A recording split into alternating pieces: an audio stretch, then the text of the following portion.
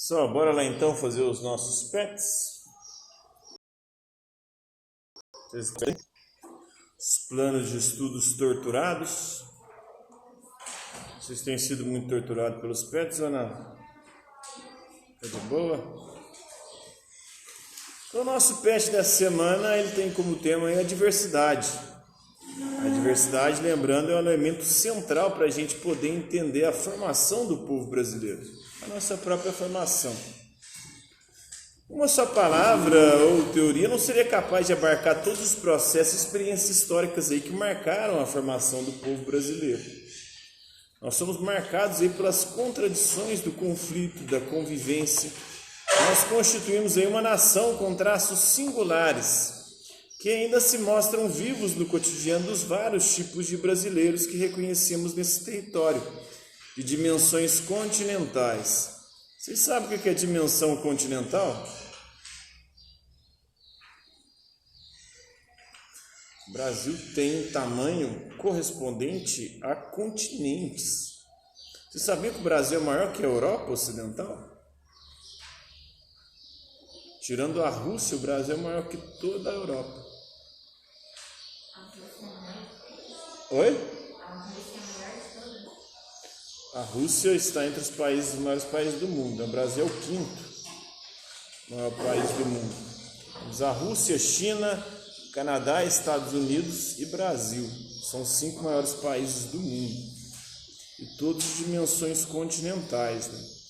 Tamanho de um continente. A primeira marcante mistura dos povos brasileiros aconteceu no momento em que as populações indígenas da região entraram em contato com os colonizadores do Velho Mundo. Quem são os colonizadores do Velho Mundo que nos colonizaram?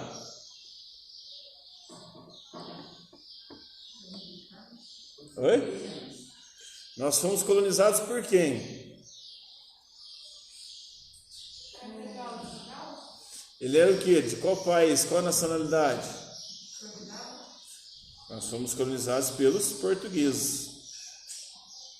Então, em meio ao interesse de exploração e afastamento dos padrões morais europeus, a religião católica, a religião dos portugueses, os portugueses engravidaram várias índias, né? Chegaram aqui e passaram o rodo nas índias, né? Engravidaram as índias e começaram a surgir os primeiros mestiços, que deram à luz aí a nossa primeira geração de mestiços, né? Então nós somos um povo bastante miscigenado. O que significa isso? Miscigenação, miscigenado. É misturado. Quais são as misturas que compõem o Brasil, o brasileiro? Quais povos que para cá vieram e aqui já estavam, que se misturaram, gerando o que nós somos hoje? Os portugueses vieram para cá. No início da colonização nós tivemos algumas tentativas de invasão de franceses. Os holandeses ficaram 24 anos dominando o Nordeste. Depois vieram para cá, nesse mesmo contexto, vieram para cá os escravos, os negros africanos. Os povos indígenas já moravam aqui. Tivemos também italianos, alemães, poloneses, eslavos. O Brasil é uma mistura muito grande. Na transição do século XIX para o século XX vieram também os asiáticos, muitos japoneses. Então foi uma mistura gigantesca, né? A primeira foi entre quem? Entre o europeu e o indígena, né? Depois foram outras misturas acontecendo.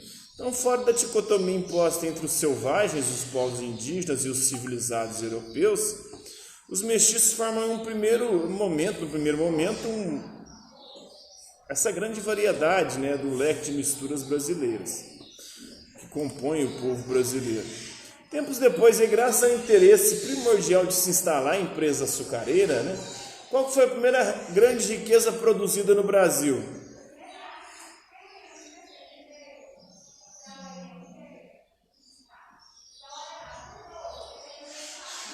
Quando os europeus chegaram aqui, né, os portugueses, no primeiro momento eles exploraram o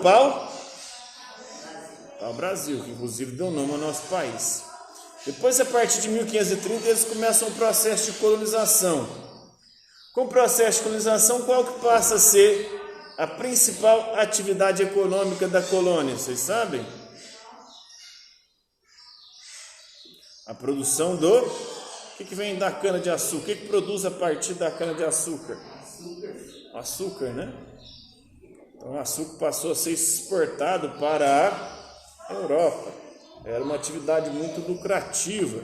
Então, essa foi a empresa açucareira, né? Uma grande leva de africanos veio para cá nessa época, nesse contexto. Eles foram expropriados de suas terras, né? Ou seja, foram tirados de lá de forma compulsória. Foram obrigados a vir para cá na condição de escravos. Chegando a um lugar distante das suas referências culturais e familiares, e tendo em vista que os mercadores separavam os parentes, os negros tiveram que reelaborar o seu meio de ver o mundo com as sobras daquilo que restava de sua terra natal. Então, o que fazia? Quando pegava os negros lá na África, já separava dos parentes, da mulher, dos filhos. Isso não quer dizer que eles viviam uma mesma realidade na condição de escravos, né? Cada escravo tinha uma realidade diferente. Muitos deles, não suportando o trauma da diáspora, de terem saído de sua terra natal, eles cometiam suicídio. Outros buscavam resistir através da violência. Tinha aqueles que fugiam e formavam os quilombos. Vocês sabem o que foram os quilombos? Quilombos foram comunidades formadas por escravos que fugiam da escravidão. Então, eles fugiam para o meio do mato e se encontravam ali uma galera, uma turma, e começavam a montar os quilombos, que essas comunidades aí passavam a tentar sobreviver de alguma maneira ali.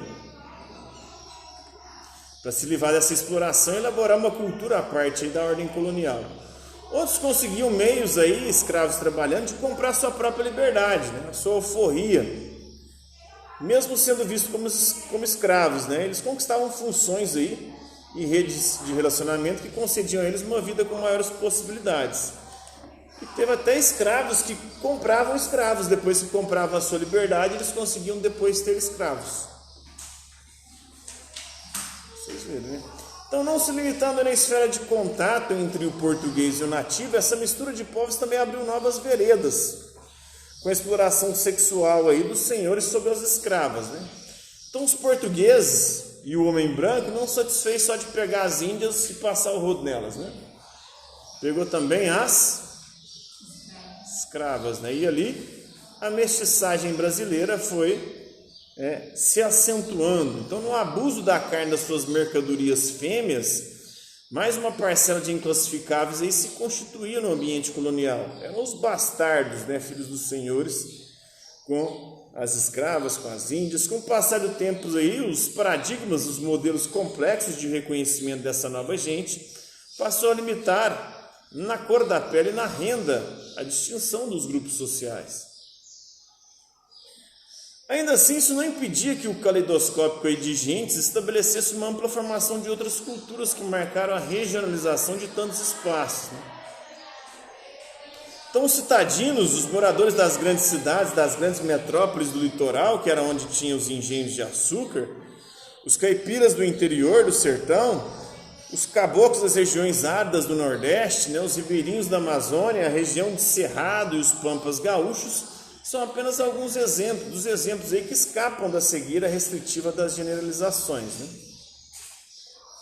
Então, enquanto tantas sínteses aconteciam sem alcançar um lugar comum, o modelo agroexplotador, o agronegócio, começa a ser, né, o grande esteio da nossa economia, aquilo que vai nos impulsionar economicamente, mas ao mesmo tempo nos tornar dependentes daquilo que chamam de commodities, né? E sabe o que são commodities? Vocês fazem ideia do que seja isso? Commodities são aqueles produtos naturais ou produzidos a partir de elementos da natureza, como a agricultura, que é plantar e colher, a pecuária, que é a criação de animais, e também as riquezas do nosso solo e subsolo. Quais são as riquezas que a gente encontra no solo e no subsolo? Vocês sabem?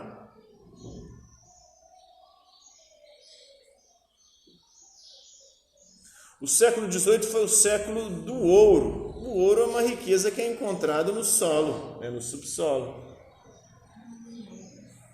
Quais outras riquezas são encontradas no solo, no subsolo? Oi? Carvão mineral. O que mais? Petróleo, gás natural, prata, vários tipos de metais diferentes.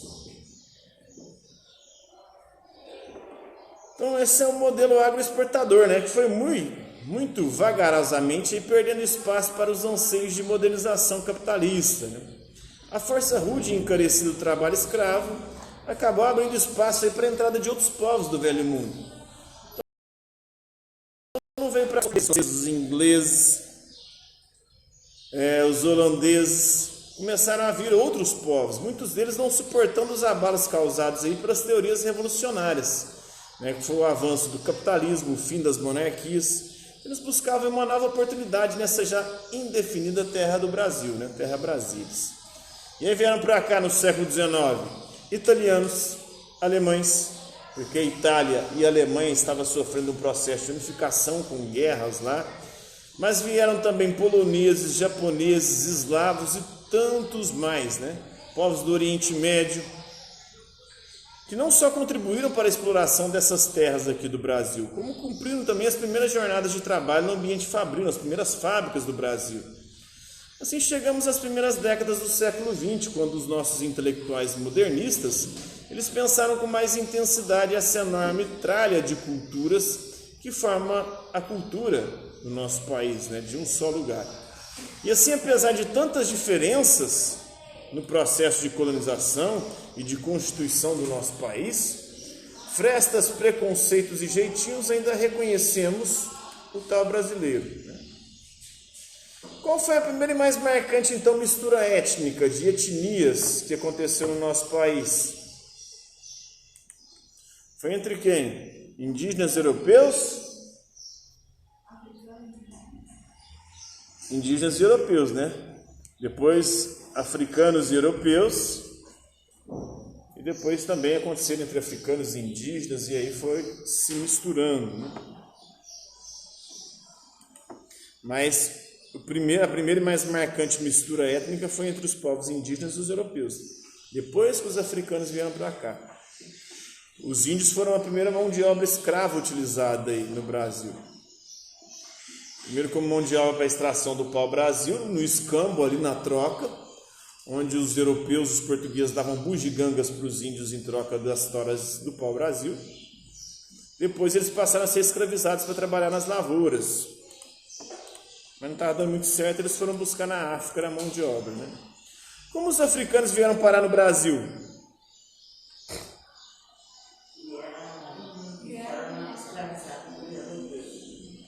Eles vieram de livre e espontânea vontade para cá? Os seus próprios navios? Não, né? Eles vieram de forma compulsória, escravizados por europeus? Sim. Eles vieram em navios chineses? Não. Vieram forçados pelos vikings? Também não, né? O que foram os quilombos? Oi? Não, os quilombos foram comunidades, né? Comunidades formadas por escravos que fugiam da escravidão. Eles fugiam, iam para a mata, né? O mais famoso quilombo foi o Quilombo dos Palmares, onde tinha o Zumbi dos Palmares, que inclusive ele foi morto no dia 20 de novembro de 1695. Por isso o dia de 20 de novembro é considerado o dia da consciência negra, né? Então é isso aí. Alguma dúvida sobre a atividade dessa semana? Qualquer dúvida, estou aqui à disposição de vocês, tá bom?